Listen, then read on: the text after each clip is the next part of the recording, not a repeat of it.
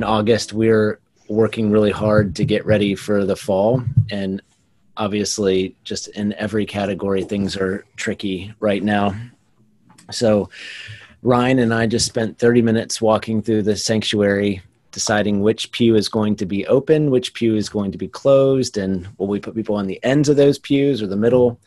But the plan we're working on is that we'll basically sit in a big X. So on the ends, and then in the middle, then in the ends, with pews separating us. And that's going to get us closer to 10 feet of social distancing. Just trying to figure out exactly how it works with a tape measure and a lot of painting tape. So it all comes with part of my job description I never thought that I would have to fulfill. The big sort of logistical change is that for those of you who participate in our morning prayer and evening prayer service, we're moving morning prayer to 8 a.m. and that will start on September 1st. So that's a Tuesday. It's kind of a weird day of the week to start it, but it makes sense because it's the first day of September. And we're going to leave evening prayer at the same time, 5 p.m. We're real helpful. It was really helpful to have the survey feedback and just to see overwhelmingly that people wanted it earlier so they could get to it before their day started. So if you haven't tried it or have taken a break for a while, maybe that can help you to come back, especially for morning prayer. And evening prayer will stay about the same. We are also on August 30th going to start in-person Eucharist on Sundays. So one of the things I loved about this summer was just lots of random pop-ups all over Northern Virginia and DC for us to hang out. And that's fun for some people who like spontaneity and pop-ups, and harder for other people who are like, all right, what is happening next? So hopefully that gave you a chance to connect with some people. And as we come into the fall, we want to have a little bit more regularity. So one of the ways we're going to provide that is to do Eucharist every week outside in our backyard. So you're welcome to join, even if you didn't attend the in-person service. You can show up at about 11:15, and that's where we will invite the congregation who is inside to come outside and out back, and we'll do the Eucharist there. We're providing prepackaged elements for the Eucharist. If you feel more comfortable bringing your own bread and wine, you're welcome to do that. Nobody will touch it. You can just put it on the table and it'll be a part of the mass consecration that we're doing for everybody who's there. So I feel like that gives us some options that if you want to be inside, you can be inside. And then if you just want to stay outside, you can consistently take the Eucharist if you would like to and participate in that. We're also going to have a monthly yard worship opportunity. Those were a big hit this summer. I know for the clergy, we loved getting to see people in an outdoor context. And I think the people who are comfortable coming outdoors for worship really loved getting to see each other. So we're going to try to do that once a month, and we'll have them in multiple places each time that we do it, depending on clergy availability. But that'll happen in at least September and October, and probably November, depending on what happens with the weather. So I'm excited that we get to sort of see what that's like. It's been interesting in the life of a church plant that is no longer a church plant, but is still figuring out when weekly worship is going to happen now in the realm of the pandemic. We will continue to stream our service at 10 a.m. That's a part of our life for the foreseeable future. We're going to finish Joseph this Sunday. I will wrap things up. If you want to read ahead, the things that are left in the Joseph story start in chapter 46 and go to chapter 50.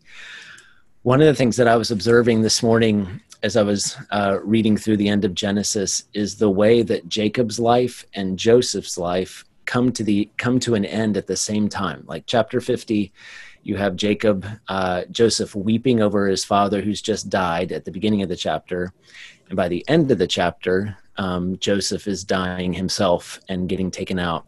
There's only like one chapter of all of the story where Jacob and Joseph are not alive as a part of the story. And I think that's really intentional, that their stories, this father-son combination, were so tied to each other.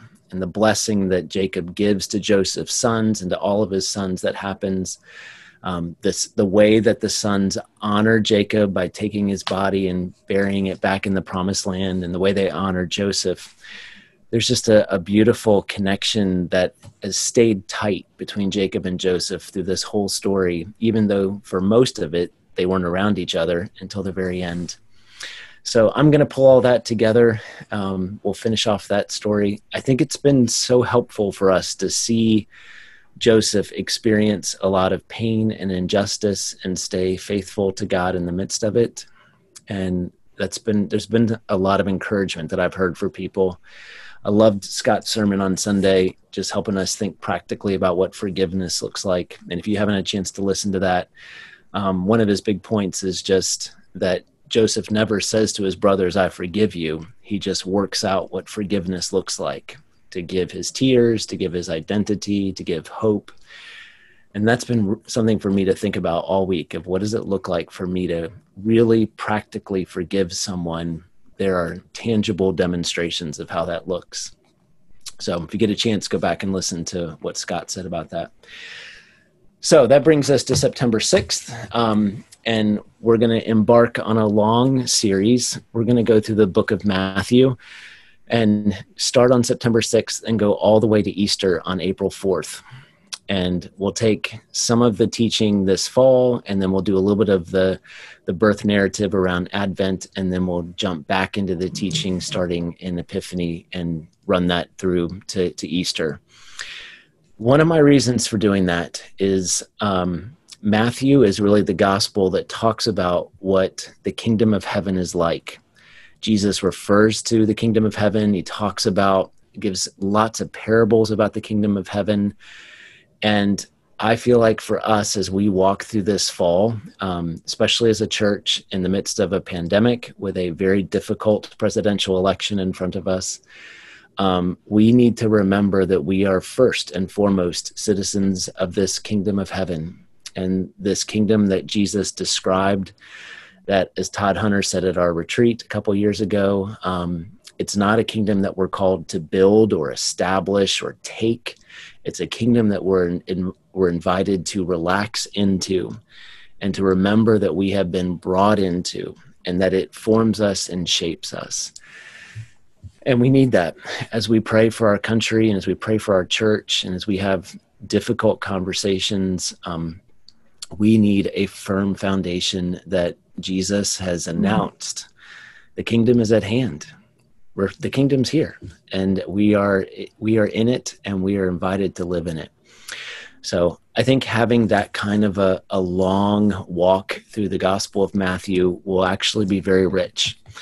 So a lot of you are thinking about leading small groups, and I hope that you will choose to do that and take the particular passage that we're talking about with Matthew that week.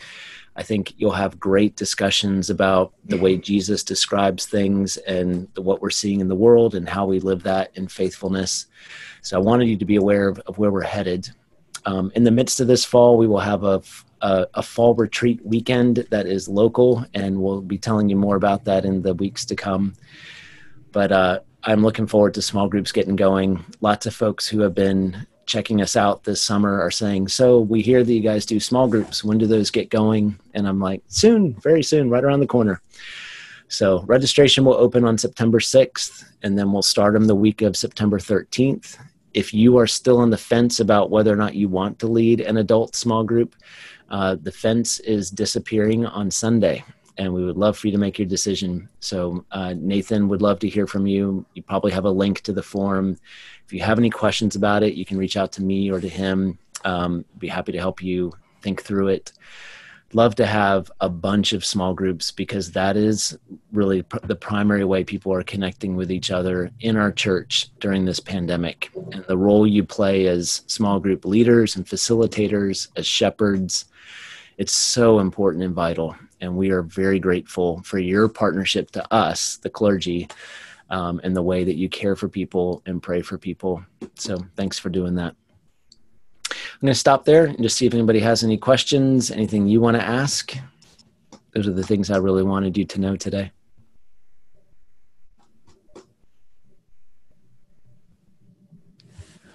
I got a question that's coming through on the chat. Liz Greenlaw. Interest level for outdoor yard baptisms. Thanks, Liz. It's been massive. So we will have, I think 7 kids baptized on September 20th. And we'll explain a little bit more about how that works. Our plan is to video them so that everybody can see them, probably not live, but we'll video it, put it together into a package that we can then post to YouTube Live. We're asking folks who have children being baptized that they would bring a group that's somewhere between 10 and 12 people. So their household, perhaps a couple grandparents, or 2 to 4 grandparents, maybe a godparent, that they'd be able to bring that. And then we're going to ask that no one else come to the baptisms, just because we'd like to have around 75 people who are there for baptisms. We think we can keep people socially distanced and we can manage that kind of a number in our backyard. So right now we have 7 kids who want to be baptized. Looking forward to that, but we have 3 baptism Sundays this fall. The next one will be October 18th and then November 1st. Great question. Anybody else have a question today?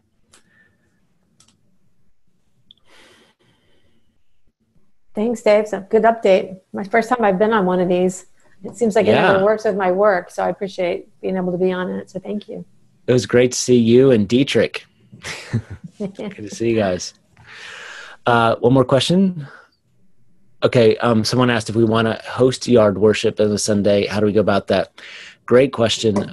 If you reach out to Beth, she has been the one who has been helping the clergy figure out where we can do it, who's going to do it, what time we should do it. So she would probably really appreciate just a quick email saying, I'm available, or my yard is available. We made these stickers for the staff. They're so cool. I think it might be reserved, but it says, I love yards with our Resto logo. And I actually made T-shirts for all the staff that say, I love yards across the front. Just a little pandemic stuff. But if you're interested in hosting a spot, just let us know. We'd love to come to your place. Thank you for joining us for this week's installment of the Rector Update. To stay up to date with our next broadcast, announcements, and weekly Rector updates, go ahead and hit subscribe and click the bell icon below. And for more information about upcoming events and what's going on with the life of our church, we encourage you to also follow us on our Instagram feed. We look forward to seeing you this week or on Sunday.